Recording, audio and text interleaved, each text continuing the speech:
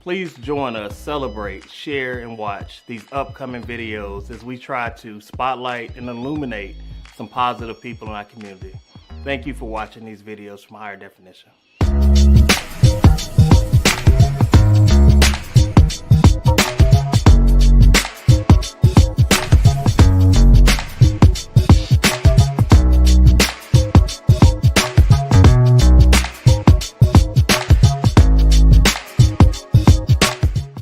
Jeremiah, the first chapter, talks about Jeremiah's conversation with the Lord, and where the Lord tells him, I knew you ever since you were born. This is a very important revelation for us because God was basically telling Jeremiah that I was protecting your purpose and your destiny until you were able to walk into it. A lot of times we think that we found God, but in actuality, he had his hands on us our whole entire life, protecting our purpose until we were able to walk into our destiny and our calling. I want to tell you right now that when you look over your life, don't you understand how important it was for God's hand to be upon your life? There are situations and circumstances that should have destroyed you, but because his hand was on your life, you're able to operate from your anointing and from your place of destiny. So continue to go forth in what God has called you to. And like he tells Jeremiah, don't be distracted by the faces of the people around you, but know who you are at the end of the day and whose you are, and it will help you go forth in all that God has called you to do.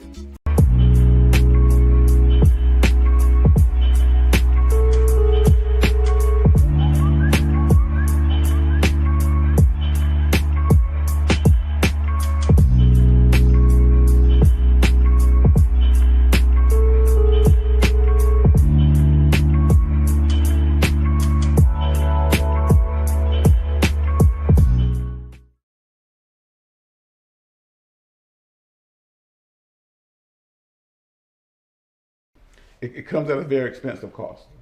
And that's the problem. I mean, someone mentioned earlier about life expectancy, in the black community, black men on average live, 7 years, less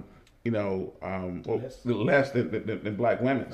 So you end up having this societal norm where, most nursing homes or skilled care facilities are filled with women, right? For that same thing. So it's hard to quantify the cost, but if you want to know what the cost is, go try to buy some life insurance. They'll tell you the cost, because actuaries very, very rarely get it wrong. So when you think about, trying to put a title or an amount of money on what the cost of the internalized stress is, the health issues, the lost families, the broken relationships, I think we also have to be cognizant of the fact that it's okay to say I'm wrong. And it's okay to agree to disagree. Oftentimes, in a lot of friendships that I have, I don't agree with a lot of things my friends do all the time. But we, this one over here. Yeah, I mean that's a whole other session to itself. But I think that's the one thing we have to understand, that we all come from different backgrounds, different experiences, and we talked about it earlier, even before the show. My experience is not your experience. That doesn't mean that my experience is wrong and yours is right. And oftentimes when it comes to mental health, we fail to reach out and connect with someone because your experience with mental health may be different than my experience, or my problem may be different than your problem. But at the end of the day, just having that outlet, and I am trying to develop healthy hobbies, right? To be able to have that outlet, to be able to, I can't play football at my age, right? So I can't put pads on and helmet on to go hit somebody. Right. But you need some way to release that stress and some way to release that. Oftentimes people do that through hobbies or travel or certain engagements that you're a part of. And you have to make sure you're doing that in a way that's intentional. And that's the key. I mean, I don't think we can change it overnight, but I think we can make strides in the black community to be a more connected group of people. And we have our own kind of idiosyncrasies around discrimination, even within our own race and ethnic culture, that, creates barriers versus tears down barriers. So at the end of the day, we should be working to tear down the barriers than we are to put up more roadblocks. We all have enough roadblocks in front of us. But culturally, I think as men, to really change the narrative going forward, we just have to be more open-minded. We have to be understanding that it's okay to express grief. It's okay to express disappointment. It's okay to say, I don't have all the answers. and I think we're getting there, but we're a long way from where we need to be, because we're innately taught that we're the breadwinner, we're the strong person. We have to have all these answers today, and really helping define or leaning on outside counsel is not something that is just mainstream in our culture. Yeah, and one of the things I think we all share is like I think my faith has probably the major part in my mental and social development. Mm-hmm. Um, through me giving my life completely over to Christ, like I'm able to forgive people that I never thought I'd be able to forgive. I'm able to move past situations that I didn't think I was able to. I'm not naturally a social person. Like I would never get in front of a camera or through from a group of people and say anything because I know in the back of my mind half of these people are waiting for me to say something stupid so they can laugh, make fun of me. With that being said, I'll probably say something stupid to make everybody laugh. But we welcome you back to Higher Definition Radio, where there's always our game. See, I already did it. It is always our goal and our aim to take you higher. And I believe we've done exactly that this morning or this evening because we have a great group of men in a very challenging profession. And we're talking about black male educators. And this is a great conversation. Looking forward to it. And we all about to get back to school. I think everybody is about to get back ready, get back to school, or and maybe you're already in school. We got people from different experience levels in teaching, people from different parts of the region, different grades, different subjects, and a very diverse group of opinions and experience levels. Um, I want to send it around just to let everybody introduce themselves. I'm gonna start off with Marcus because I talked to him about this when he was the person I was talking to when I came up with the idea for doing this show, and I'll just let him introduce himself and tell us a little bit about himself, where he's teaching, and how long he's been teaching. All right, Marcus. Good evening. I'm Marcus McKinney. I will be teaching high school business education classes at Bessemer City High School. It is a school located in Gaston County, North Carolina. Interestingly, this is actually my first year teaching. I did have an opportunity to be in the classroom about 20 years ago as a teacher assistant, and we'll talk about that later. But yeah, this is my first year, and I'm glad to be on the panel. Good. And next be a great friend of the show, brother J Mac, or as I guess the kids call him, Mr. McCurry. Mr. McMurray, however you want to go with Mr. it. McCurry, okay. And can you tell us a little bit about yourself, where you teach, how long you've been teaching, what subject, and grade level? Got knocking on 20 years total experience in education. I've been at my current school. This will be year 15. My first 8 years, I was doing behavior. Then I transitioned to the classroom. This will be year 7 in the classroom, doing 8th grade social studies. Want to shout out Mr. Gatewood. That's my principal. I invited him into the chat. So another strong black man in education. He's the head principal at my school. So want to shout him out. He's in the chat looking as well. All right, brother Rod, Mr. Laws. How long have you been in education? Tell us a little bit about yourself. What level you teach, what subject, what grade, and like I said, how long you been in? Absolutely. Good evening, everybody. Good evening, brothers. Good evening, listeners. Originally from Durham, North Carolina. This will be year number 19 coming up for me in education. I was a Spanish teacher for 14 of the 19 years. Also served as a assistant principal, dean of students for about 4 of those years. And I'm getting ready to serve as a dean of students here in Greenville, North Carolina at CMEPS Middle School. Shout out to my principal, Miss Kim Harris at CMEPS Middle School. And I've served every grade level from kindergarten to 12th grade, including pre-K through 12th grade. So I've been all over the place. And last and certainly not least, please don't take this as no slight. I mean, I know you You know, Too late. Chester, and we played against each other, but it just happened to fall that way when you came last. But Mr. Caldwell. Good evening, everyone. My name is Jerry Caldwell. I'm a graduate, 1995 graduate of Chester High School. I am been teaching this is my 7th year in the classroom. I've had some adjunct faculty experience teaching at a couple of universities online. I have an interesting path. I don't have a traditional path into education as I've worked in corporate America. Went to law school. Shout out to Durham, North Carolina. I went to law school at North Carolina Central University. Big shout out to my amazing classmate, as well as my former principal, Dr. Sheikha Houston, who is responsible for giving me this opportunity, as well as my current Principal Scott, who is a male educator. Well,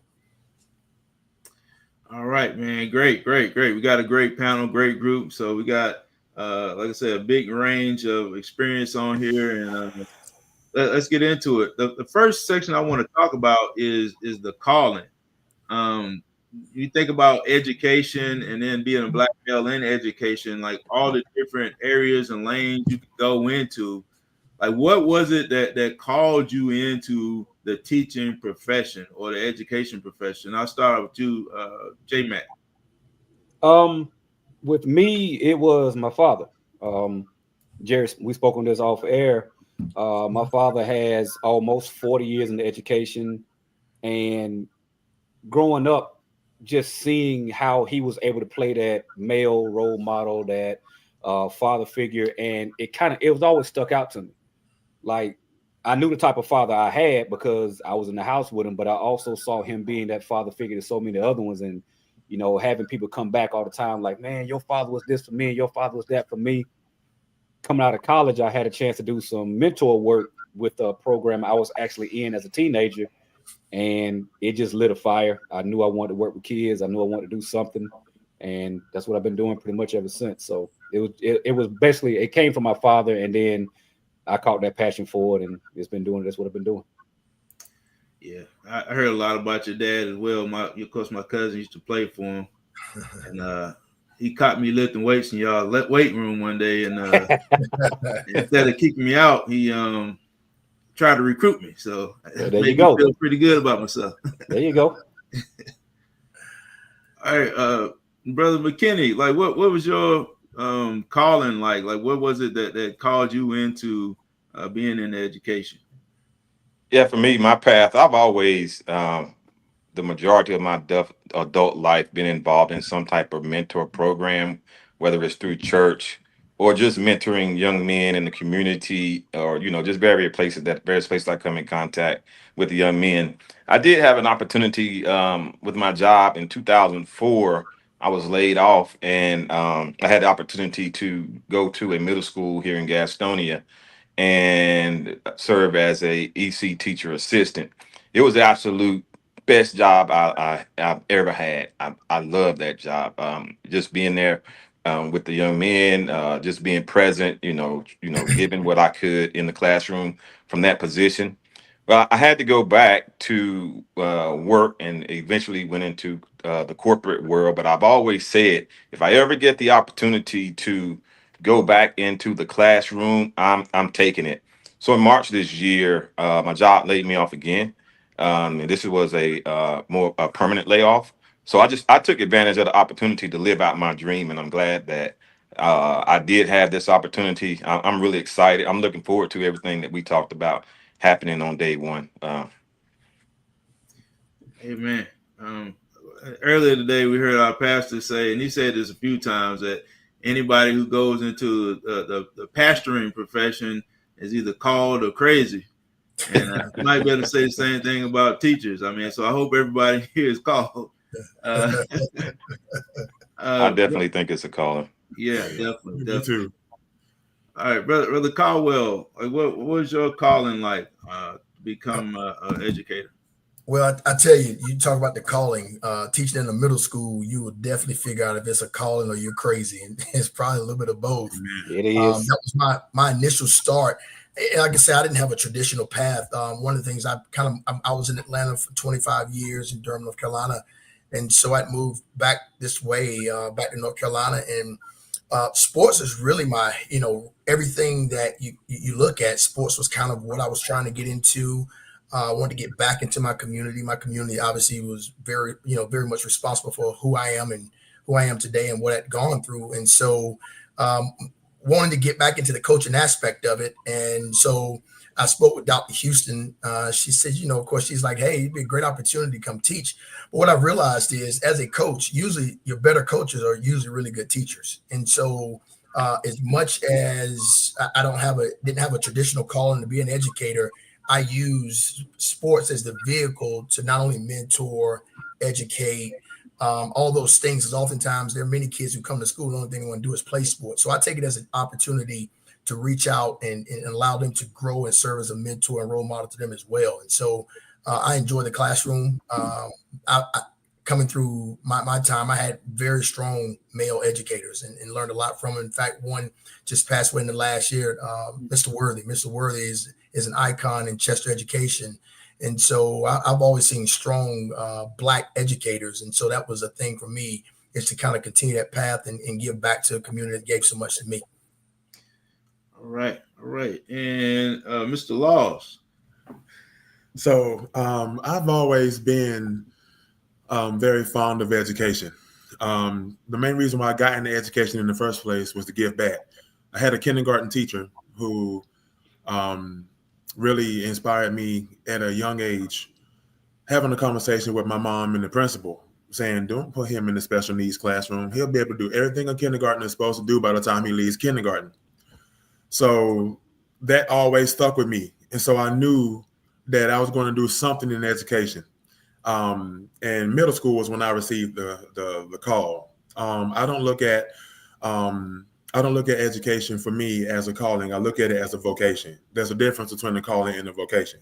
And so middle school, tutoring kids on the bus, tutoring kids at school, being like one of the smartest kids in the room.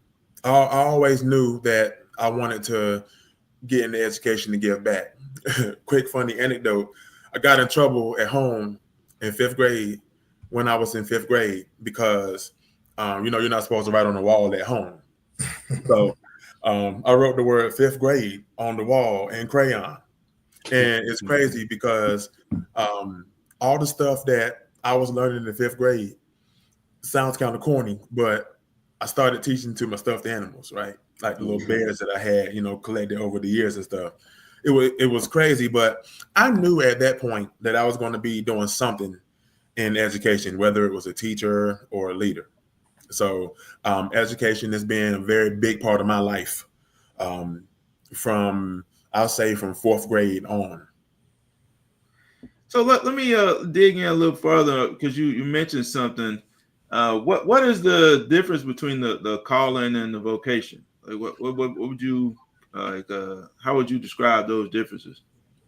So I know the Bible talks about being called. Many are called and few are chosen, right?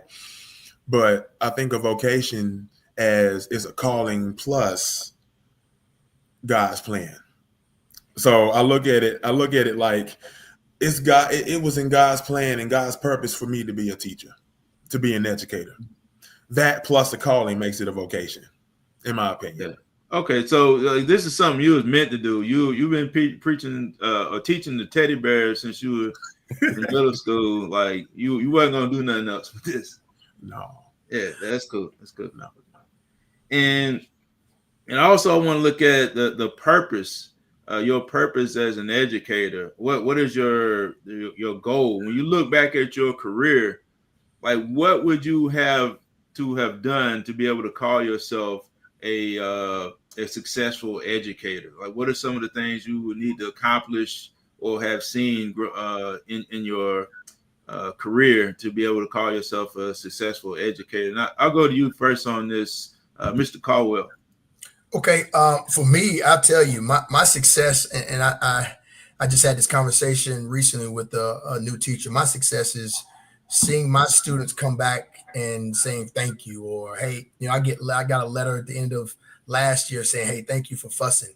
And so I think the growth of my students is what determines my success. And I tell her, I've been like, my mom has always been a half 100 all her life. So I tell people I'm almost a half 100. And so at this point, that means more to me than any accolade or, anything that can be given to me.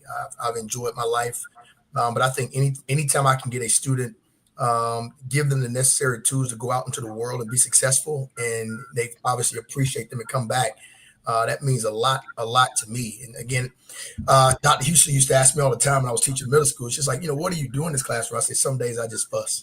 I don't have another answer. I don't have a lesson. I just fuss. And so I know we've reached a time, sometimes I tell my daughter, I have an 11-year-old daughter, I tell her, if you're willing to work, you work circles around most people, because most people are trying to find the shortest path to success. And so that's one of those things I teach my kid. I taught an AVID course in middle school, and preparing them for college. And I tell them all the time, sometimes there is no answer. It's just work. You got to work, and being able to persevere through those tough times.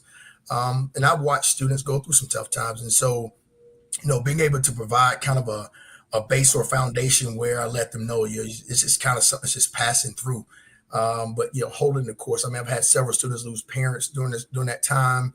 And so I never base my individual success on anything I've done. My success for me is clearly though my students I've taught or touched or mentored along the way. If I see them out in the world as husbands, fathers, mothers, that success to me is ultimately lends itself to me and confirms that what I'm doing actually works. That's good. Good stuff. J Mac, success. What does success mean to you? If I can look at my students and they can look at me, and I feel like I've made the education part is a given. Like if you're a teacher, you're supposed to teach. You can't just come into your room every day and just sit there and talk to them. So yeah, I got to get the education in, but if at the end of the year I can have my kids like, all right, I enjoyed your class and I learned from you, and one of the things I do every year is like my last assignment, I just give them like it's an essay, like what do you feel about my class? Like, how do you felt my class went? And I'll tell them, and I'm gonna say this, and again, my principal's on here. I'll tell them like what my principal and what the district office and the school board, what they think about me is important, but what my kids think about me is more important. So I asked them, what did you feel about my class? What did you enjoy? What do I need to improve on? And getting those messages at the end of the year saying that I love the way you did this. You were the first person that, that actually taught the way I could understand it. You recognized me, you understood me, you let me learn, like those type of things. Like, okay, if I get that and they say that, okay, you made learning fun, I had a good year. So the education side, yeah, you have to teach them. You got to go through the curriculum. You got to go through the lesson plans. But if that's all you do, if you don't make those relationships, you only did half the job. So I got to get all of it in. Yeah. And I would think about like there's some teachers who just had that ability to connect a lot better than other teachers. There's some teachers who just could get stone cold hoodlums in the classroom, raising their hand, ooh, call on me. And then they go to another class and go to sleep. So I really appreciate that. You're right. Brother Laws, what is your purpose? Like what would you consider yourself? What would you have to do to consider yourself a successful educator? So when I taught Spanish, the biggest thing for me was introducing students to a culture that's different than their own. Mm-hmm. And so the methods that I use to introduce the students to a culture that's different than their own is connecting and making the Spanish language relevant to them. So how I did that was I always created an atmosphere and a classroom culture around safety and high expectations. There's nobody in my classroom who could not meet my expectations.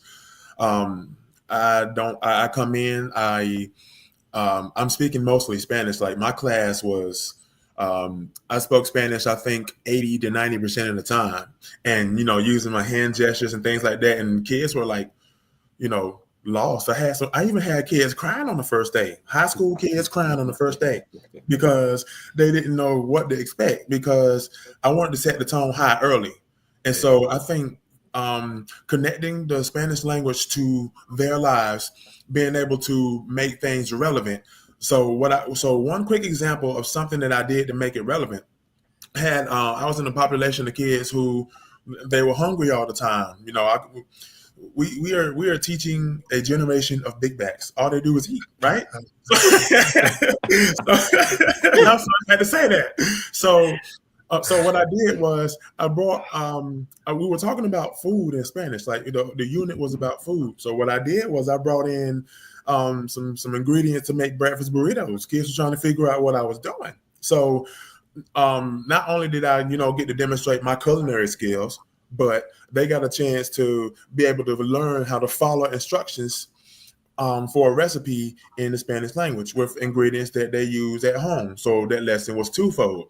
Number one, we're learning to cook food in Spanish. And number two, y'all might need to be able to cook something one day at home. So now you have a recipe for breakfast burritos. So for me, just being able to connect, and I don't toot my horn a lot, but I have the ability to connect with kids, and I have the ability to connect whatever it is that I'm doing and make it relevant to their life. And so that was me as a teacher, and that was me as an assistant principal, as a principal, and as a dean of students as well. My word is connection. All right, Marcus, how would you consider yourself successful? Well, for me, I probably won't see the results, of the what I term success until years later.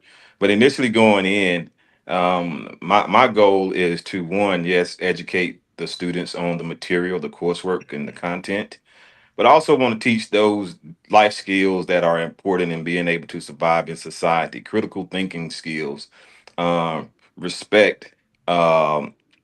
Discipline and structure and analyzing and all these different things that are so critical for people to be able to survive in this world. And I won't see that until, one, they graduate.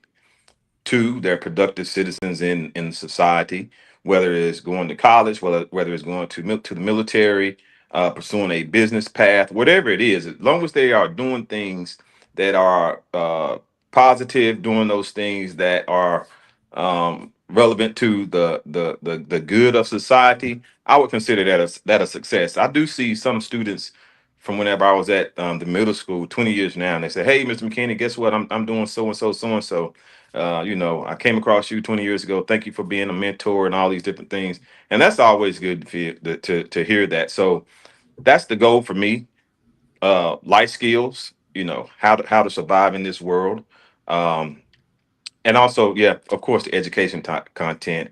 But I want students to be very productive and be very, very relevant when they graduate. All right. And so I want to dig a little bit deeper into this subject and then also look at some of the comments. But one of the things I was curious about, and I heard Marcus and a few of you mention the idea of being a role model. So just to throw this topic out to the group, like how important is it for you to be seen as a role model? And I'll just give a little bit about my background. And I'm not in education at all. I used to teach, Sunday school to teenagers, in which I rather teach adults than I would say it's more challenging and more fulfilling to teach young people than it is adults. Because once the young people check out, it's pretty much over. Like older people try to engage, but young people they'll decide to check out and you'll never be able to get them back, or at least I could. But so for me, I've never raised children, never really been into education. The only time I come across kids on a consistent basis is when I go to church on Wednesday and Sundays.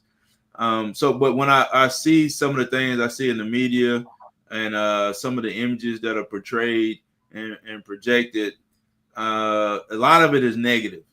And so my question to the group is, how important is it for you to be seen as a role model to young Black men in particular? And I will just throw it out to Coach Caldwell first. I think it's the quintessential thing of being an educator is being a role model. And I say this, a lot of young Black men, don't oftentimes they don't know what an educator is. They see you at the front of the room, and they see you're teaching. But I think one of the things that I try to pride myself on, I think Mr. Laws brought up as well, is relationship building. You build relationship with kids, you can push kids a little further than normal. I tell teachers all the time, you can't do what I do. Understand that. But it's those days of getting to know them, getting to know their stories. So when you can give them a model of something positive of what that looks like, that's important. Sometimes it takes them off of a dead end path to potentially even start. You just want to stimulate kind of the thinking aspect of it, exposure. I was fortunate. I always joke with kids now, even with cell phones. I'm like, y'all have a device. I used to go in an encyclopedia to look up what paradise looked like. Now you can type in paradise in Jamaica, and you have 1,000 different islands pop up. And so I think even though we've given kids so much access to information, oftentimes they're not sure how to digest it, not sure what it ultimately means. And so me being a role model, and that's in all kind of facets of life, whether that's an educational experience, whether that's what a family looks like, all those things. I think anything that you can expose kids to nowadays that's positive, I think it best serves them. And so I think as an educator, me coming through, there are a lot more educators, and I know it gets down later on to our conversation. But I think the value that's been placed on education, period, and then educators, and then Black male educators, I think there's so many levels to it. There's not a high value placed on it anymore. So oftentimes I think you find young men struggling with who wants to be a teacher. And that conversation comes up all the time. And so I tell them all the time that, there's not many things that you do. You wake up every day and you're actually living a purpose, and you're fulfilling something. You're getting some positive out of it. And so I think I'm a role model first before anything. And I think once I establish that build those relationships, everything behind it doesn't come easy, but I know that I have a chance. And I think at the end of the day, when you wake up as an educator, you just want an opportunity. You want a chance to try to change a life or two. You're not changing them all. I struggled with that early on as an educator. You're not going to change every kid. And I've had to kind of wrap my mind around that. Why don't they want to do this, or why don't they want to do that? And so I've gotten to the point now, it's just always one. We talk about it in sports, 1% better. Hey, if I can get one turns into two into four, so that's kind of, but I think it all stems from the aspect of you have to view yourself as a role model first, and then everything else comes from that. Amen. And J Mac, you are the product of a role model I've heard so much about, and just from my experience, I've definitely seen more Louisville games than I've seen Rock Hill High games, and I grew up a fan and rooting for y'all, and just from all the stories I've heard from my cousins who played under him, I feel like I was mentored by him, and just through that. So from seeing all of that and what you see and experience through life, like how important is it for you to be a role model? Like what part does that play just in your purpose as an educator? I tell everyone I talk to, like I said, got a brother here, his first year teaching, your relationships is going to be the most important thing you do.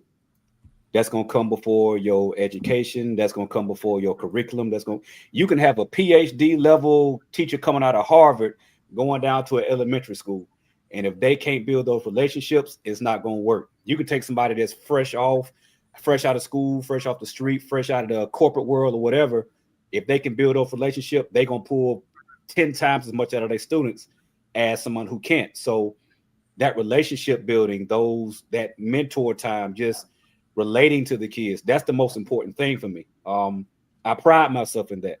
I if anything else, you can come to Mr. Mack and talk. You can come to Mr. Mack if you need something. So, and a lot of that came from, as we said, seeing my father do it, being able to, connect with people, being able to connect with his kids, and, having that trust in them and they having that trust in you. So if you want to call that the mentor part, I'll give you that. To me, it's just relationships. If you don't build those relationships, I don't care how good of an educator you are, you're not going to be able to teach your kids. And that's the biggest thing for me. before I get into anything else, like, who are you as a person? You ain't just a number, that's on my roll. Like, no, who are you? What are you? How are you? Where do you come from? What do I need to know about you? What are your ups? What are your downs? And you're not going to get it with every kid. I'm glad he said that. You're not going to reach every kid. I'm sorry. You can try that. You'll burn yourself out, because some kids, it just might not be me.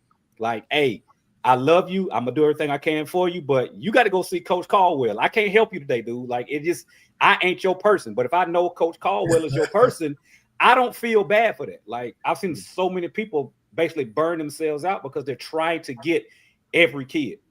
I want every kid to have somebody in the building they can go to. If it's their lowest point, you ain't got to talk to me, but tell me who you will talk to. I'll take you to them myself. I'll call somebody to come get you. But that relationship building, that's the most important thing. If you don't have that, you've missed the train to success as far as your kids. Yeah, the great point. And a little biblical reference we were talking about the other day about when Paul gave up on John Mark and passed him on to Barnabas. And so that sometimes you had to know your limit and know when to pass him on to somebody else who's more. Exactly. You're not doing him or yourself any good. No. Marcus, being a role model, I know this is something that's pretty high on your list, but can you talk about it a little bit, like the importance of being a role model and as an educator, and Black male educator in particular? Yes, sir. And Everett, I don't want to get off script because I know how serious you are with staying on script. You told us that, but I do want to ask the question. Maybe we can, if we have time later in the show or at some other time, we can connect. I was just curious with some of the brothers that what specific relationship building strategies you've utilized that I can glean from you guys, to help promote that relationship building. So to your question though, Everett, for me, that's the goal. The being the role model piece is the goal.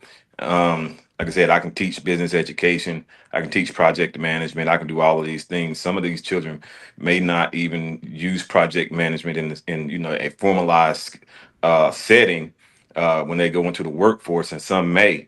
But the biggest impact that I want to do is to show them, especially with my young Black males, show them, I want to be present. I want to be present. I want to be positive thinking. I want to be challenging and all these different things. So the role model piece is by far the biggest component for me. All right. And so, Brother Laws, I want you to address this point about being a role model. And I want to circle back to what Marcus was speaking about after you finish the comment on being a role model. Absolutely. I believe being a role model is very important. I want to piggyback off of I think everybody said the same thing, just the importance of being able to establish connections, and also the importance of building relationships and trust. So kids don't care how much we know until they know how much we care about them. I live by that. And so kids earn my respect day one, as soon as they walk in my door. And it's really hard to lose my respect. So they know that from day one, all the way to day 180 or day 90, if it's a semester class or a year long.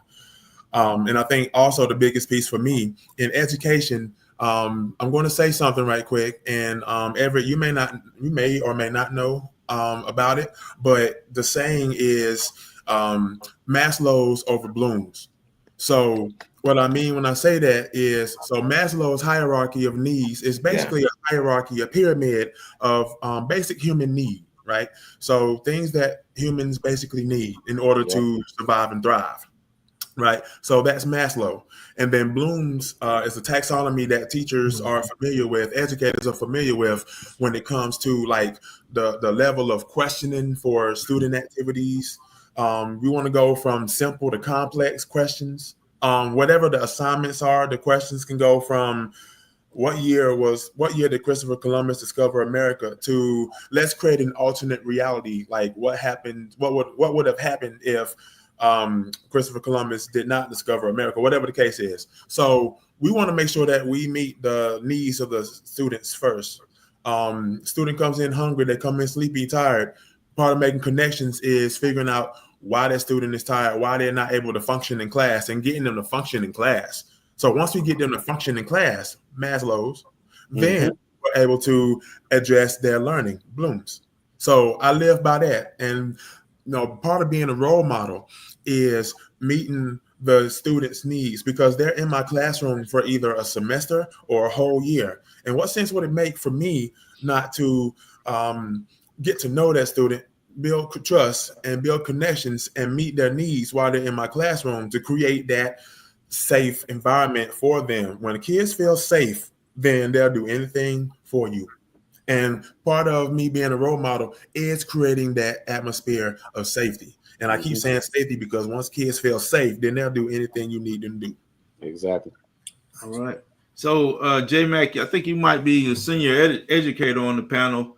What advice would you give to Marcus or even any new teacher about some relationship building strategies for the classroom? Just talk. Like make sure they understand that your classroom or your office or wherever you are is a space to where you're safe. Like you said, that word safety. We got kids coming from terrible situations, and they just aren't used to not being in that fight or flight mode. Like every time they turn around, they feel like the slightest little bit of anxiety, they got to get ready to fight. You put them in a situation where they can like just breathe, and it's uncomfortable to them at first because in their mind, all right, things are going good. That means it's just a precursor to something going bad. But you get them in a point to like, all right, in this place, you're safe. In this place, you're okay. I'm not going to talk down to you because you made a mistake. I'm not going to come into you. So again, that part about Maslow being there, because I've heard that before. So when you said that, that's why you heard me clapping like that. I live by that too. If they feel like they can trust you, they feel like they can get that, you're good. So conversations, make them feel safe, make them feel welcome, make them feel loved. I'm one of the people like I give my kids hugs, I give high fives, I tell my kids I love them, like, and I don't feel bad about that. Some people are like, oh, you shouldn't do that. Why? This kid might have never heard I love you from somebody and they actually mean it. Not they saying I love you as an apology because they just dotted both your eyes. So you have to make these kids feel like they're okay in your presence. And then they start feeling like, okay, I'm appreciated in his presence. I'm loved in his presence.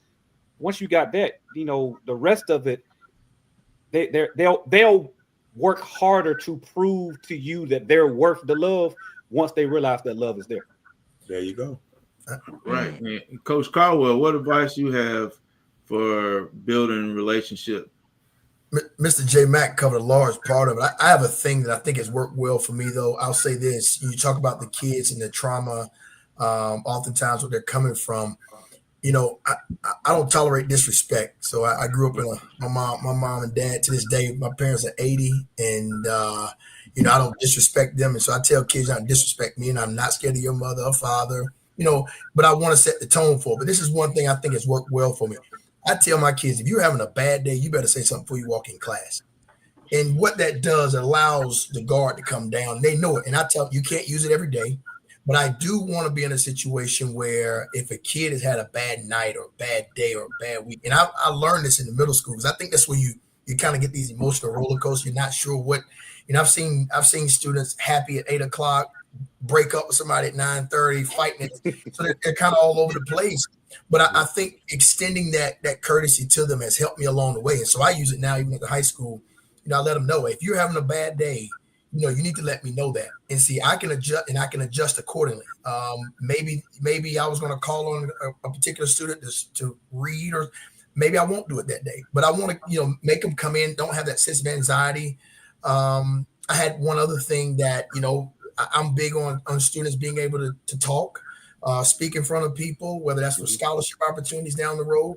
And so in my one class, I tell them the very first time you speak, you're supposed to present.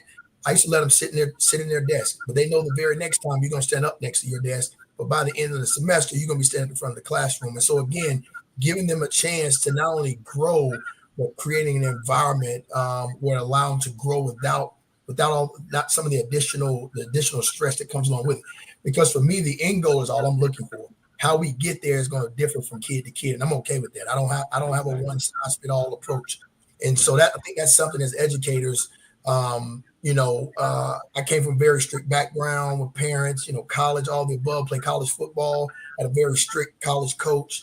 I think sometimes giving kids the opportunity to kind of work through things within the confines or parameters that you operate in. I'm not saying, you don't let them do what they want to do, but giving them the structure and saying, all right, here you go, here are your boundaries.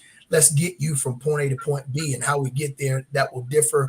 And I'm okay with it, so long as we hit that end goal. Amen.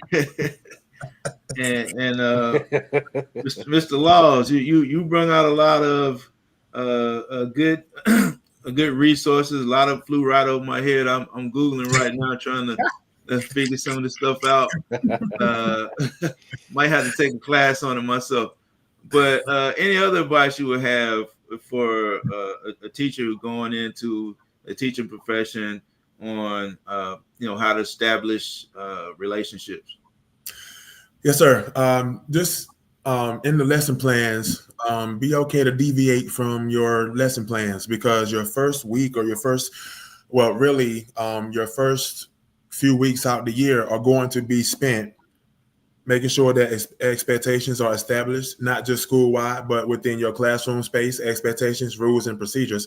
So in the midst of establishing those expectations, rules, and procedures, my go-to is making sure that there is established classroom community. So the first thing we do is some classroom community building activities. So, and being intentional about those classroom community building activities. So for example, my go-to is, it is a bingo activity that's done on the first day of class, where it's some questions on there. For example, if you've been to Disney World or something like that, just, as a question.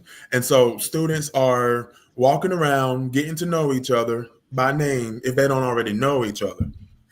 So that starts the process of them being able to connect with each other within that classroom space. Because one of the important things is, while they're connecting with each other, you're not just standing in front of the class watching this activity happen. You have your paper as a teacher, and you're going around the room too. So when you're going around the room and you're doing the same thing that the students are doing, not only are you engaging in a structured activity for students to get to know each other, but you are also getting to know the students by their first name and something interesting about them as well. So that when it's time for you to start, getting further, asking questions on down the road, you already have some information about the student based on that activity you've done on the first day. So just being intentional in your lesson plans every day about activities that are used to build classroom community. And through building the classroom community, you're getting to know and getting ready to establish connections with the students as well. And then my second piece of advice in regards to establishing connections with students is getting to know them outside of the classroom. So when you see them in the cafeteria, if they play sports, you show up to sporting events to support them. If some of them do, I like to find out what my kids do, because some of them, like, I go back to a quick example of one of my students who was a dancer, a hip hop dancer with a group within the city. So I said, I see you like hip hop dancing. So when is your next performance? I'm going to show up, even if it's like 5 or 10 minutes. I'm going to show up, because they're going to see that, hey, I'm supporting them outside of the classroom too. And so, hey, that's another level, level of trust unlocked. So just getting to know students outside of the classroom and being intentional about team building activities in the classroom. Good stuff, fellas, man. And it sounds like, if I can narrow down all these points, sounds like you have to just love these kids and care about them. Yeah. And a lot of things kind of fall into place. You do what comes natural. Marcus, I want to go to you on this. I mean, I know this is your first year, but you've been a mentor. You are a mentor. And it's always kind of, funny to me when I see, adults, refer to you as Uncle Marcus, like, and so you've established connections and mentor people outside of school. I'm kind of curious about like what are some of the strategies that you've used outside of the classroom setting that you can possibly implement inside of the classroom? I'm just going to piggyback on what everybody's been said. One of the strategy, and it clicked whenever it was mentioned, in that be present. At games. I'm trying to make it a point to go to games. I try to make it a point to go to uh, uh, dance recitals. I try to make it a point to go to, cheerleading events, or I try to make it a point to go to any sporting event, baseball, basketball, whatever the case may be, just so that they can see me. And you're right, over the years, people have called me Uncle Marcus, and even adults. And that comes from being present, in people's lives, and not just mentoring from afar, but being sincere about building those relationships. So when that was mentioned, that one really struck home for me, as a strategy. And that's definitely something that I'm going to be looking to do. Um, like I said, whether it's sports events, I'm a huge Friday night football fan, so I'll be pretty much at all the games, basketball, all of those things. Into golf, so I may try to coach golf, and all of these different things. Just being present with people and being genuine. When I interact with people, I try to come off as just genuine and non-judgmental. Whatever your situation is, you're not going to get judgment from me, because I understand. People have different backgrounds, so I try to take that into account. So that piece right there, being present outside the classroom, that's one of the things that I've done already, and that's definitely something I'm going to continue to do. All right, fellas. So we're going in our last section with challenges, the challenges in education, especially from the perspective of a Black male educator. And I want to save this for last, not to lend in on a negative note, but to give us enough time to work through some of these issues, and hopefully we can provide some solutions. And I guess the first question I have is like, why is it that so few Black men go into education? And I actually coach Caldwell, because you come from the league. You were in the legal profession at first, so Yes, that's a pretty big jump. And but you felt the calling and go into it. Like, why do you feel like so few Black males go into this profession? I think education as a whole, again, I think one of the biggest reasons is, there's not a lot of high value placed on education. And unfortunately, I guess fortunately for me growing up in my era, education was your way out. And I tell you, it's unfortunate, being able to, I also coach football as well. You have young men who have these talents, these generational talents that could change their fortune, their family's fortune, all those things, and only to come find out they don't have the grades to do it. And so I think that's where I don't think we glorify the education as a whole, even especially not for Black men. I don't know. I think there are a lot of other distractions, a lot of the things that's out there, maybe a lot easier. I think you hear conversations about dealing with kids.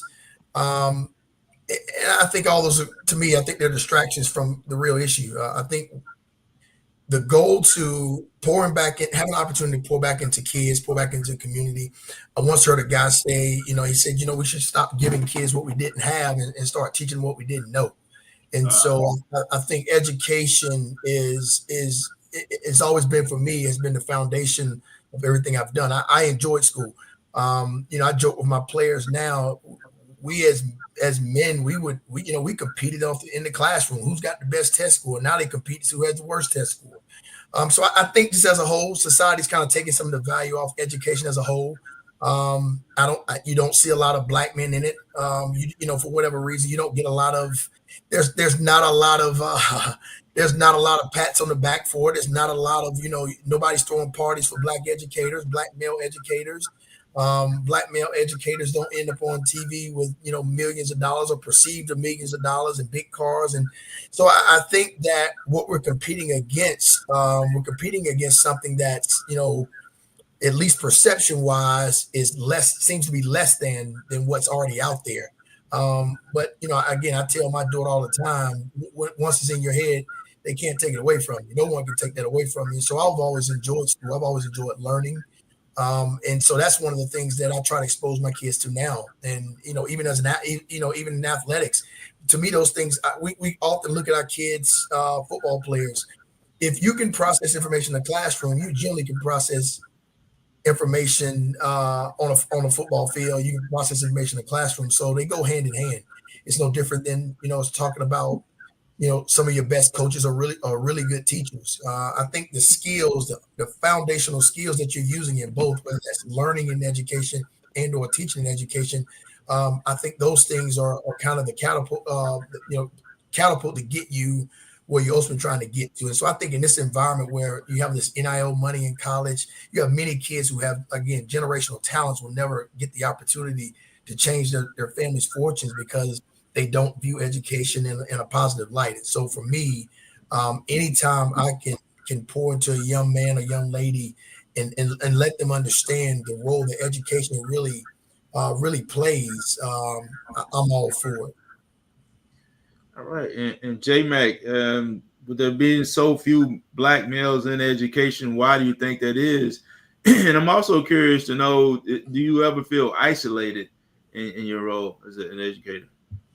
I mean, some of the biggest reasons are it's just the pay is terrible. You have the disrespect to people, the perceived disrespect. You have all these things going on, and when you add that in, and then you still have people feeling like, all right, I don't want to deal with somebody else's kids. I don't want to deal with the parents. I don't want to deal with the frustrations. It's a lot of things that people perceive as negatives about education. And honestly, yeah, they are negatives. But if you don't have that calling we spoke about before, if you don't have that passion we spoke about before that outweigh those negatives, it's just hard to get black men in education. One thing about black men, and like I said, ever to tell you, just about every time I'm on, I got on some sort of shirt that got something to do with education. Yeah. One of them is saying, basically, black male educators can do more than PE and behavior. My father was a PE teacher. He was a coach. I started off doing behavior. So I'm definitely not knocking PE and behavior for black male educators. But sometimes it's like we get pigeonholed into that's the only thing we're good at. That's the only thing we can do. We got, again, my principal's on right now. He's a black male. We got a principal on now that, former AP going into, doing the being a student. Like, you have these things, you have other roles for black men, including in the classroom, and you just don't see it because it's not presented as something that is for us. You ask a kid now to think about what your teacher looked like, they probably gonna say a young white woman. And that's not knocking young white women as educators. It's just they don't see us, so they don't think about us. I didn't get my first black male teacher till I was in high school.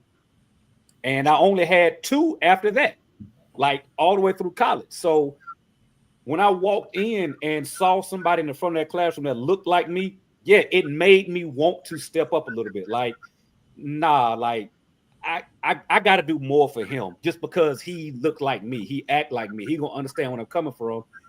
And the thing on top of that, when he called me out and he pulled me out and he got on me, it wasn't a teacher doing that.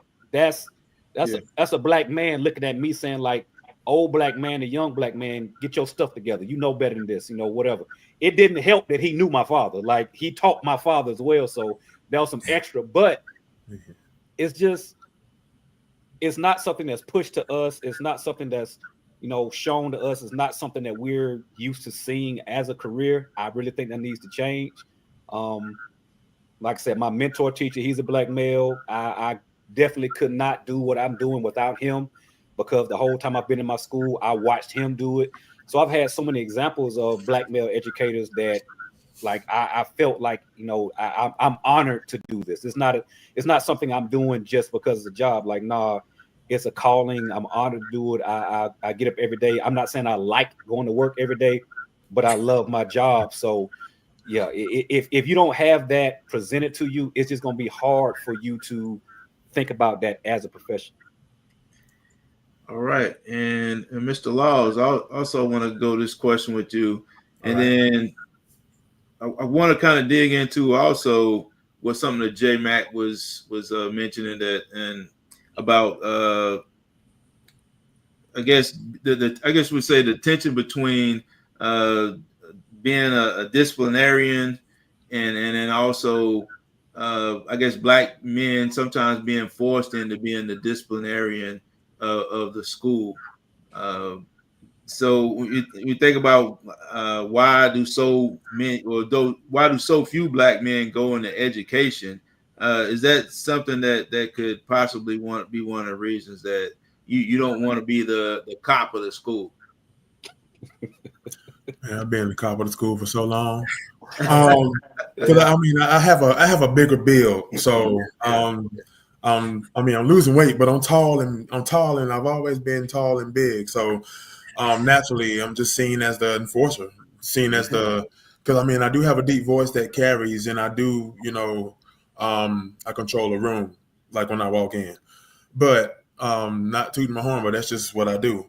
I think for me, piggybacking off what J Mac said, it's not the opportunity wasn't is not always shown to us because when we're talking about black boys, and I don't want to I don't want to be generic and say all black boys are the same, but just for the sake of this conversation, um, things that are advertised to us, sports, Right. music, all those things are advertised to us. We live in an instant gratification generation. So it's like they want things right now. And teaching is just not something that is in the cards if I want instant gratification and I want things done right now. The money in education, they don't make that much. Teachers don't make that much money. So why am I getting into a profession that doesn't make that much money? Right? Because whether we know it or not, we're going to grow up and we're going to end up somehow, being providers for our families, right? And so this is just the mindset of a young black man as he gets older, just in my opinion. So I may not have a family right now, but I'm going to have to be able to provide for my family. And I don't think education is the way to go in order to be able to provide for my family. Or if I don't have a family, I just want some money, and education just is not it. Just being honest and transparent. So education was actually introduced to me at around middle school in 8th grade. The college, North Carolina Central University, shout out to my Eagles in Durham, North Carolina. They actually had an incentive. They were trying to increase the black male enrollment at North Carolina Central. I was in 8th grade around 2000, and at the time it was one male for every 9 females, and I think that ratio is even higher right now. But so I was given an opportunity for a scholarship in 8th grade, and they would track me all the way through high school. And if I had the GPA and the grades, I would get a full ride academic scholarship with the aspiration of being a teacher. Like I already knew I wanted to be a teacher, so I'm like, that's just a perfect opportunity to go to school for free. So that's the way I looked at it. But it's just these kinds of opportunities are not presented to us, and so it was presented to me, and I'm blessed that it was. But if a lot more colleges, just my opinion, if a lot more colleges, did more to present these kinds of opportunities to the schools in the city that they serve, then that's maybe one way we can get more black male educators in the classroom. If education is respected, because like Jerry said, education is just not respected. It's not something that, and if it's not a respected profession, then we're not going to go into it. And right quick, I looked at a sketch from Key and Peele a few years back. It was the teacher draft, just like the NFL draft, but it was the teacher draft, and that was the craziest thing ever because they were they were talking about like teachers getting these big contracts, right? And it was just crazy because, of course, reality is never like that. But the sports aspect, music, rap music, all people either want to be a professional athlete or rapper. because those are the opportunities that they see every day in the media. So when they see those things in the media, then of course that's what they're going to gravitate towards, because it's about instant gratification and it's about the money. All right, and Mr. McKinney, you talk about the calling you felt to be to go into education earlier in life. I'm kind of curious about what is it that kept you out of it for so long, and why do you think there are so few black males that go into it? Yes, I'm just be transparent and very honest. It's just what the brother was just talking about. It's the financial obligations. Yeah. Whenever I was a teacher assistant in the middle school 20 years ago, I did that for a year because I pretty much had to because I had gotten laid off from my job, and when that came to an end, my job called me back. So I had to weigh between feeding my family and mentoring, or being a president in a school system. So I think that's a definitely a deterrent. I do feel that counselors don't steer men towards education, and then just kind of this psychology in the back of our mind. I'm not going to do that anyway because teachers don't make a lot of money. I mean, that's the reason why we go to work, right? So, fast forward 20 years later, and my situation is different. And I'll be an actual teacher as opposed to a teacher assistant. So the financial piece is going to definitely be better than what it would have been 20 years ago. But that was my deterrent, and I always knew that this was what I wanted to do, and I knew that was the calling. But it was very difficult, quite honestly, for me to give up my corporate salary, just to walk away. I couldn't justify it with any tangible means to say, you know what, I feel like, I'm being called to teach, and here I am. Financially, I couldn't justify that, or I wouldn't justify it based off of that. So when I had the opportunity, because, my downsizing, here I am. So it's a different situation. But that's what kept me for years, just not pursuing it. And now here I am. Hey, and Dr. Houston brings up a great point about, education is a great profession for entrepreneurs. So I'm kind of curious, like, how is it, how easy is it, or how hard is it to get a little something going on the side? Because teaching seems like to be a very demanding profession. How much time do you have to have a side hustle or a second job? The 2 months of the summer, you can do what you need to do, but other than that, you just got to fit it in somehow. Wow. Okay. Dr. Houston, you have to burn it on both sides of the candle. It'll work. She's Not a to very say- busy lady. Very right. Hey, can I No, I was comment just on that saying- too? Go Go ahead. ahead. I'm sorry. Yeah, no, it's up. I'm sorry. Yeah, at least from my perspective, I did take the opportunity to start a business while when I got laid off. So I'm in the landscaping. For sure, the summer was wide open. I had plenty of time to do all the yards I needed to do.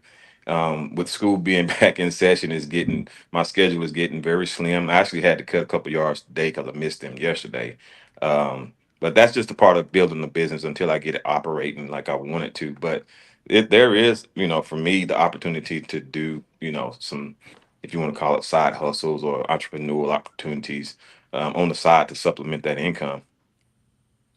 I think the one thing that has gotten me through. I have an entrepreneurial spirit. So when I say that means I have like maybe two or three.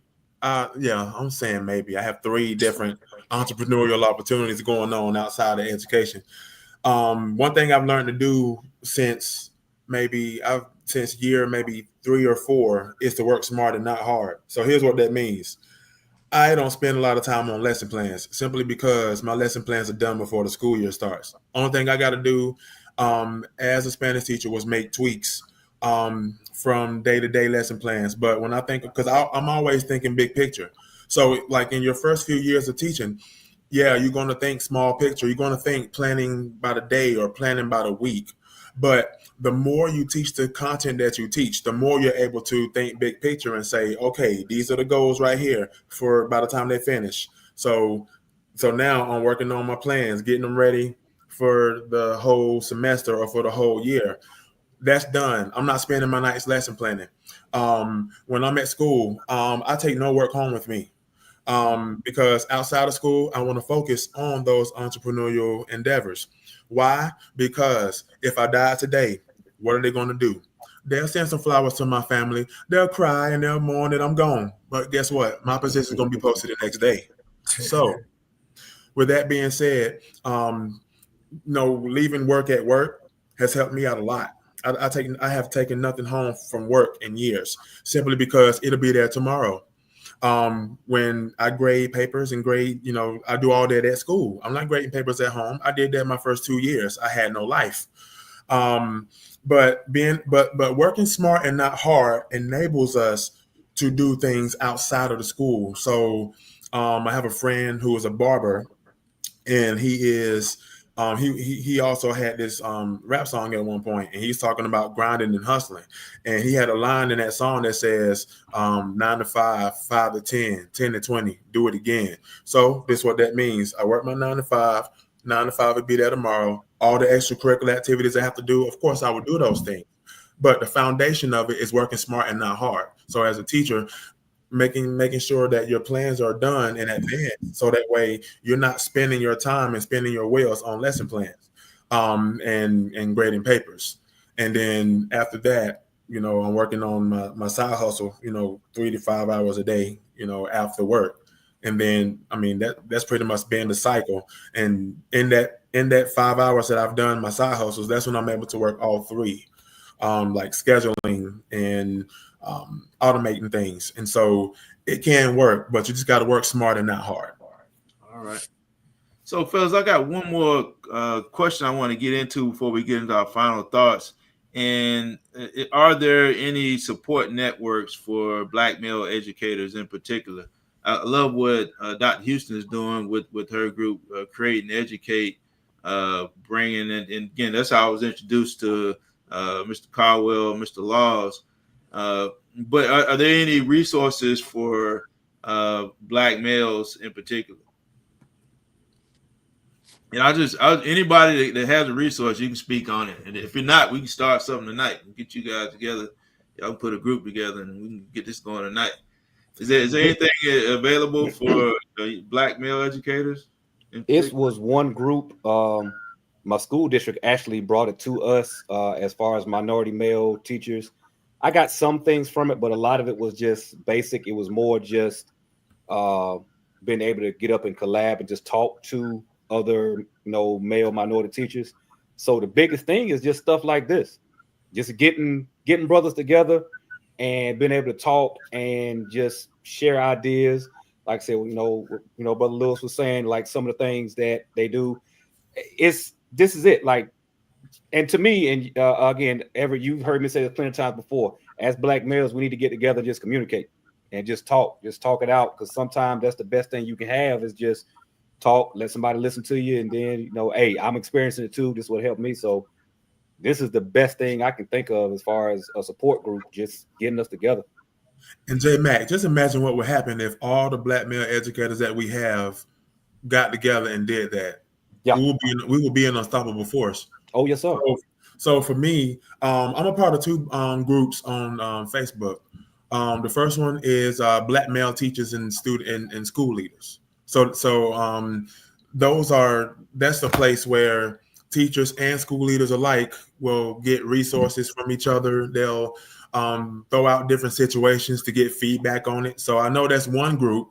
And then another group that I'm a part of is Black Male Educators United. So these are two groups that are on Facebook. I was on that one.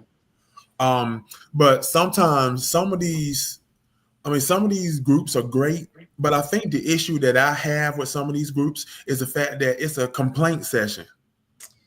And I mean, when it comes to, I'm gonna let you gripe for a couple of minutes, but then we're gonna try to figure out a solution. What's your solution? I don't want to see a bunch of complaints, like, right. And I think that's the only thing for me. Like, I like this. I love to have a different kind of support group where we're actually, whatever, if you need advice or a solution to something, we actually come up with a solution. But it's like if you griping or you complaining, then your comments gonna be thrown out because we ain't got time for that. Like, notice I said I used to be in that group, and that's one of the reasons I got out. It was, again, I come into it thinking it's support, and I can come in like, if you got a complaint or whatever, all right, cool, we can talk about it, but don't just come complaining for the sake of complaining. Like, that's not, I can't help you with that. So yeah.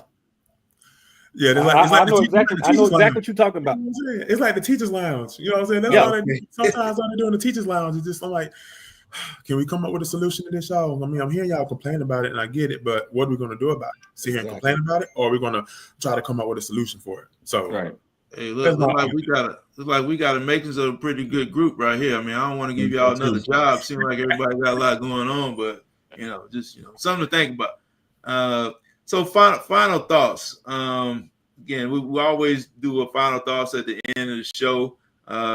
So if you got some advice for fellow educators, Black male educators, or even women educators on how to educate Black males, that'd all be great. One of the things I would like for you to do, and some of you guys mentioned it earlier, but just give a shout out to somebody, a teacher that inspired you. It doesn't necessarily have to be a Black male, but one or a teacher that inspired you to be who you are and drove you to be where you are today. And I'll start out with Brother Caldwell. I mean, since I start off with him last, I don't want to have no hard feelings and go site clones. Man, really appreciate you for being on. Very inspirational. I mean, I'm sure you're doing a great job with these kids. I mean, you got me looking for my helmet, man, ready to go in the game. I'll tell you that you mentioned the resource. Before I get into, you mentioned the resource piece. I am fortunate to be a coach, and so oftentimes I bump into other coaches who are educators. So I get that's a really great resource. Just kind of some common interests and things to share. But I led off early on with someone that's inspired me. Again, passed away this year, Mr. Wayne Worthy at Chester High School, who spent over 40 years in education, and I can honestly say, what was so inspiring about it was he had a standard, and you were going to exceed his standard. There was no, you just didn't show up, or you just didn't, you didn't do the bare minimum. He held you to a very high standard, and I think that's my advice to teachers, male teachers, female teachers. I have friends, female friends that are teachers, and I tell them all the time, show empathy, not sympathy.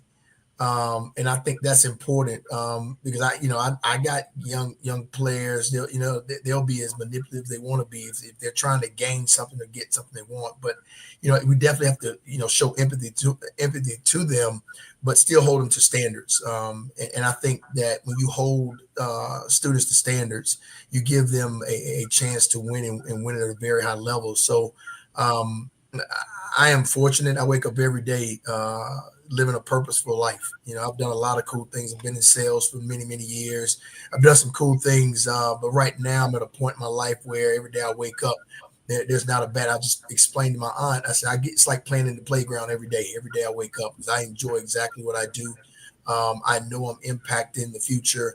And so, as they always say, leave things better than what you found it. And so I'm hoping, when my time comes to an end, that I've left it better than the way I found it. All right. And Brother Laws, you got any last final comments, advice, and especially can you shout out a teacher that motivated you or inspired you? Sure will. Shout out to Miss Diane Barber, who was my kindergarten teacher back at Glenn Elementary School in Durham, North Carolina. She was the one who told my mom and my principal to not put me in the exceptional children's class, and that I'll be able to do everything that a kindergartner needs to do by the time he leaves kindergarten. Having a speech impediment, not being able to talk until I was 5, feel like I'm making up for lost time. But shout out to her. She was the main reason why I got into education, because for me, it's about giving back. That's always been my purpose. So, but a piece of advice that I have and I don't want to offend. So if I say anything that offends, it's okay. I have thick skin, I can take it. But to my female teachers, to my lady teachers, and I'm gonna say us because I am a Black male. So Treat us all, hold us to expectations and treat us all the same way as you treat the other students in the class. In my honest opinion, we respond to old school better, right? So what I mean when I say that is, don't go soft on us. Hold us accountable. Let us know this is what we did, this is the consequence of what we did, and how we're gonna make it right for the next day. We want that. We want that structure. We're not going to tell you that we crave structure, but that's what we want. Oh, yeah. So if you're able to provide that structure, and if you're able to treat us like a mother, like a second or third mother, that's an extra added bonus, because I'm coming to you for everything. So that's just my piece of advice that I have. That's the piece of advice that I have for the lady teachers, and just overall, right quick, just love what you do, because at the end of the day, you're not doing this for a paycheck, and if you're doing this for a paycheck, then you're doing it for the wrong reason. So, and that's just my advice. Hey, brother, I mean, I need you to clarify a little better what you mean by old school, because my old school was going up against the lockers. I mean, I don't know if we're doing that these days. Okay, so when I say old school, I'm not talking about throwing them up against the lockers. Okay. I'm not talking about choosing the switches that you know. I don't know if you're that old or not, but I used to go get my switch. But I'm just talking about don't be soft. Like old school moms were not soft. Like in voice tone, like they actually talked to us like my teachers talked to me as if I was their son. Like I didn't have a bad Black female teacher, because she treated me like she did her own children. Just in my opinion. Like I just, and when I say old school, I'm talking about just, holding me accountable and just not being soft with it, I guess is what I'm saying. Because boys respond to, somebody who is firm with them, firm but fair. And so, well, my mom was firm but fair. I can't speak for everybody on the panel, but moms being firm and fair. And I just say that boys respond to that a lot more than you being soft with them. And let's talk about this. No, we're not doing that. Hey, this is what I said do. Let's get it done. All right, Brother Mac, final thoughts. And is there a mentor you want to shout out? Final thoughts on this. I want to wish everybody on the panel a successful year. However well your classroom went last year, I want you to knock it out of the park again this year.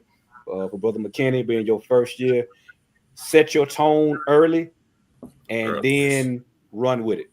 You can always slack off once you get your expectations and everything. You can start to ease up a little bit. I don't want to say slack off, but you can kind of loosen up a little bit. Once they know who you are, it's hard to lock down. So come into it. Set your expectations, be firm with everything you do. And once they learn you, once, like everybody said, they get your expectations, they'll step up to it. And kids can spot BS a mile away. There you go. Wow. It was said earlier that you can say what you want to about kids these days. They can tell when you fake. And if they think you faking it, you never gonna get them. You got to be real with them, and they'll respect you for it. As far as shout outs, again, I want to shout out again, Jared Gatewood. He is my principal. He's watching. So, like I said, Big Eagle, we're going to knock it out of the park again this year. Javon Richardson, I said it. Hope you have another successful year. And actually, we've talked him up a few times. My father is actually listening to us right now. Okay. Coach Caldwell, he said he does remember you.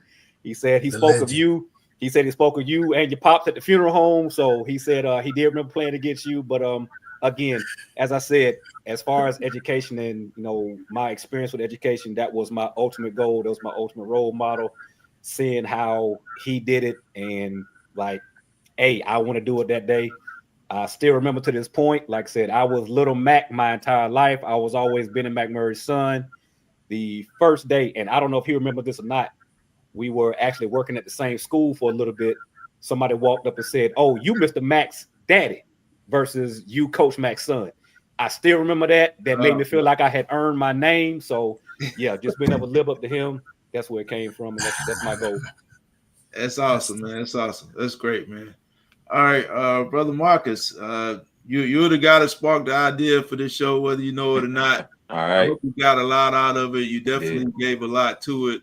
I'm just very curious to know about your final thoughts, and then also who will you shout out as a mentor or somebody who inspired you as an educator.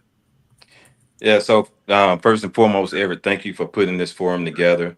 All the brothers on the line, Everett, if you can create a way for us to stay connected, definitely want to build my network in terms of black male educators, so that I can bounce things off periodically. So I appreciate the forum, appreciate the discussion. For me, three people. Um, Coach Ken Napier, ninth grade coach and PE teacher. Charles Whitesides, my 11th grade English teacher, and Mr. Joe Robinson, my 7th grade science teacher. Mr. Robinson was one of those men that wore three-piece suits to school every single day with a pocket watch and wingtip shoes. And if you stepped on those shoes, you had better have a good reason why you didn't turn around and apologize. Man, man, it's a great panel, guys, and I hope you guys can maintain this connection and hopefully go forward, and especially be a resource for Marcus and other teachers who are coming into the profession. And I'm not a black male educator, but I guess I'll throw my 2 cents in. Somebody I want to shout out is, and I ain't seen him since junior high, but it's Coach Clifford Barnett. And the reason why I admire him so much, he was a pastor, and he showed me that a Christian could have fun and laugh and play basketball and talk junk out there on the court and throw elbows. You know what I mean?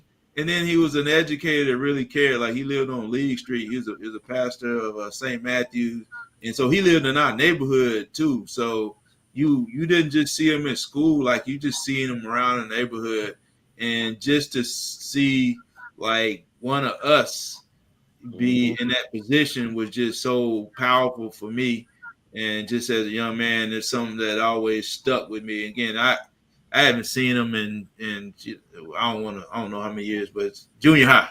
And so I really appreciate that. And I've thought about him when we put this together, and the impact that he had on the lives of young men. I hope you guys are having that same impact. I'm sure you are. And I think about Marcus, when I was sitting across the table from you and seeing the gleam in your eye, talking about and seeing the passion that you have for what you're about to go into, just really, really did my heart well. And just to think about it makes me light up, thinking about how passionate you are about going into it. So wish you all the luck in the world. Thank you. Any help I can give you, or any I guess resources I can direct you to, I'll be glad to do it if I'm able. And I'm sure these men feel the same way. Absolutely. Absolutely. Yes, sir. Thank you. And last but not least, I definitely want to send a happy anniversary to Mr. Lindsay and Miss Edna Mae Rashford. That would be the mother and father of Lamont Rashford. It's 50-something years. I saw on Facebook. Man, that's a great accomplishment, especially in these days and time. And you birthed a great young man who of 56 years. And he's the father of High Definition, and a great friend of mine and a great friend of all of us. So really appreciate you guys for whooping his behind and getting him right. So I think he needed more than he got, because we see how he act. yeah, he probably could use a little bit more, but they did some more than old school was needed. Yeah. So once again, I want to thank you guys for joining us. Thank everybody for watching. Rewatch, share this video, and please let's create networks where we can support one another in every aspect of life. But with all that being said, we'll see you guys next week. God bless.